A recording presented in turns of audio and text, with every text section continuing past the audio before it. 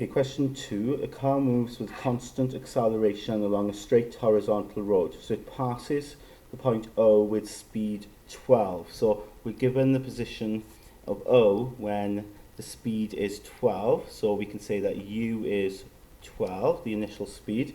It then passes point A 4 seconds later with a speed of 32. So at the end of that period where 4 seconds have passed, it's got a final speed of 32. So in part A, we're asked to show that the acceleration of the car is 5 meters per second squared. So given that we've got U, T, and V, to find A, which is what we're looking for, and of course using the equations of motion, which we can do because the acceleration is constant.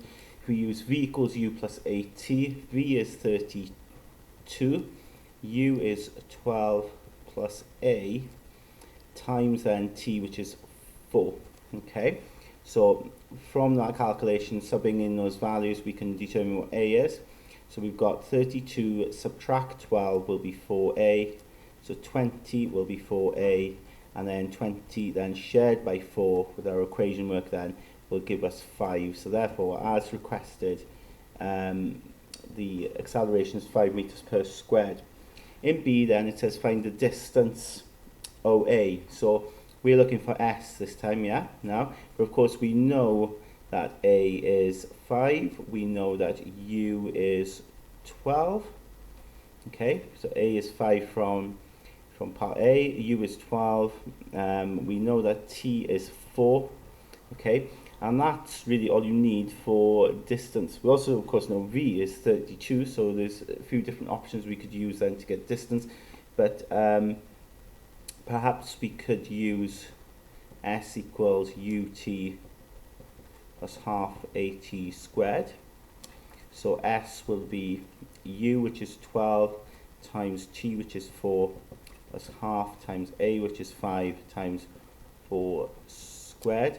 So if we type that into our calculator, we get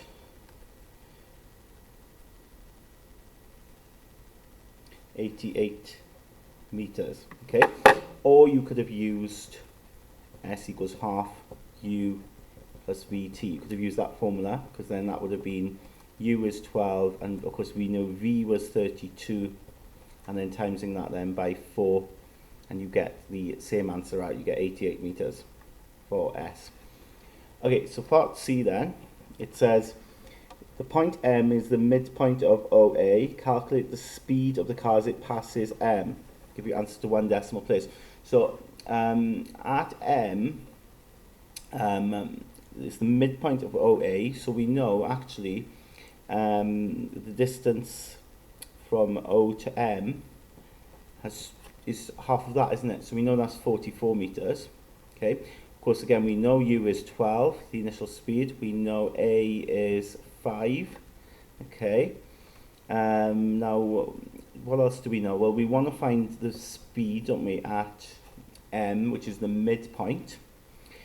And we don't know the time. Okay, we don't know how long, because it doesn't tell us how long it takes to get to the middle. Right? Don't make the mistake of saying that it's half of that, because that's not the case. Right? It doesn't work like that. So it's 4 seconds to do the whole journey, but it doesn't mean that it's going to be 2 seconds for half the journey. Okay, because remember, it's getting faster. Okay, because it's accelerating. So the last half it will do a lot quicker because it's going at a faster speed.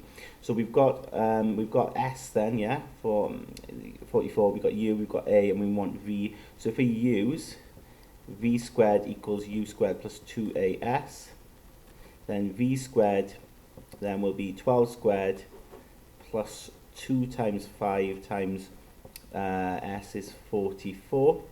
So V squared, if I type that into my calculator,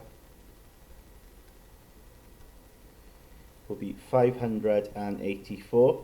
And then, of course, to get V, we're going to square root. We'll take the positive root, of course, because we want the speed. So the answer then to 1 decimal place will be 24.2 meters per second.